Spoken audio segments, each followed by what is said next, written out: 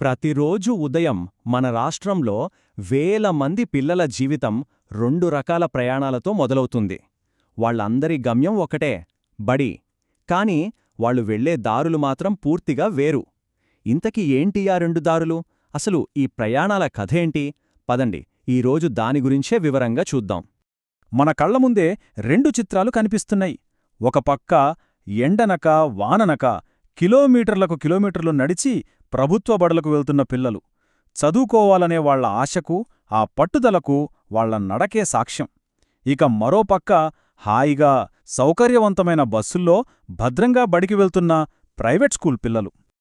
గమ్యం ఒకటే అయినప్పుడు దారులు ఎందుకింత వేరుగా ఉన్నాయి? ఇదే అసలు ప్రశ్న. ఈ తేడా ఇది కేవలం బస్సు ఉందా లేదా అన్నది కాదు. మన విద్యావ్యవస్థలో పిల్లలందరికీ సమాన అవకాశాలు అందుతున్నాయా లేదా అనే ఒక పెద్ద ప్రశ్నను మన ముందుంచుతోంది. సరే, ఈ పరిస్థితిని మెరుగుపరచడానికి ఇప్పటికీ కొన్ని పథకాలున్నాయి కదా. ముఖ్యంగా మనం అమ్మ ఒడి, తల్లికి వందనం లాంటి పథకాల గురించి మాట్లాడుకోవాలి. అసలవి ఏం చేస్తున్నాయి? సో, ఈ పథకాల ముఖ్య ఉద్దేశం ఏంటంటే, తల్లిదండ్రులకు కొంత ఆర్థిక సహాయం అందించి పిల్లల్ని బడి మాన్పించకుండా రోజూ పంపించేలా ప్రోత్సహించడం, డ్రాపౌట్లను తగ్గించడం అన్నమాట. ఐడియా చాలా బావుంది కదా. కానీ ఇది ఆచరణలో ఎంతవరకు సక్సెస్ అవుతోంది? అయితే ఇక్కడే ఒక ముఖ్యమైన ప్రశ్న వస్తుంది. ఈ డబ్బు, ఈ సహాయం నిజంగా అక్షరాలా ఎవరికెక్కువ అవసరం? ఎవరికిస్తే ఈ పథకం అసలు లక్ష్యం నెరవేరుతుంది? ఇప్పుడు జరుగుతున్నదేంటంటే, ఈ పథకాల డబ్బులు మంచి జీతాలున్న ప్రభుత్వ ఉద్యోగులు, సాఫ్ట్వేర్ ప్రొఫెషనల్స్ పిల్లలక్కూడా వెళుతున్నాయి. అంతేకాదు, ప్రైవేట్ స్కూల్లో చదివేవాళ్లక్కూడా అందుతున్నాయి. దీంతో ఏమవుతోంది? నిజంగా ఎవరికైతే ఈ సహాయం అవసరమో వాళ్లకి అందాల్సినంతగా అందట్లేదేమో అనే సందేహం వస్తుంది. అలాంటప్పుడు దీనికి పరిష్కారమేంటి? ఇక్కడే ఒక కొత్త ఆలోచన, ఒక ప్రతిపాదన ముందుకొస్తుంది.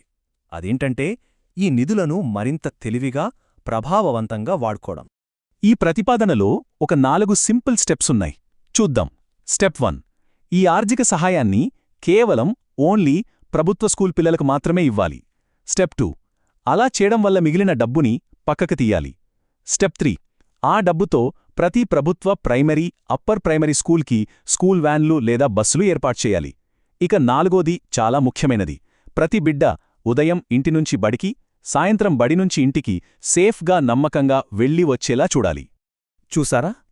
ఈ ఒక్క మార్పుతో అన్నింటికన్నా ముఖ్యంగా పిల్లలకు భద్రత దొరుకుతుంది. ప్రతిరోజూ అంత దూరం నడవాల్సిన కష్టం తప్పుతుంది.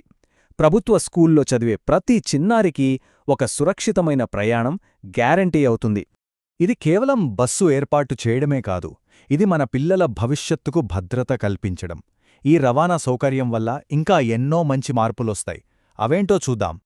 ఇది ఒకదానికొకటి ముడిపడి ఉన్న విషయం. ఆలోచించండి. పిల్లలు సేఫ్గా బడికి రాగలిగితే ఆటోమేటిక్గా అటెండెన్స్ పెరుగుతుంది. తల్లిదండ్రులకు కూడా అయ్యో మా పిల్లలు ఎలా వెళ్తున్నారో అనే భయం పోతుంది. ప్రభుత్వ బడులపై నమ్మకం పెరుగుతుంది. అన్నింటికీ మించి ప్రతి బిడ్డకు మంచి చదువు, బడులో పెట్టే భోజనం రెండూ ఖచ్చితంగా అందుతాయి. ఈ మార్పు వల్ల వచ్చే ఫలితాలు ఇక్కడ స్పష్టంగా కనిపిస్తున్నాయి.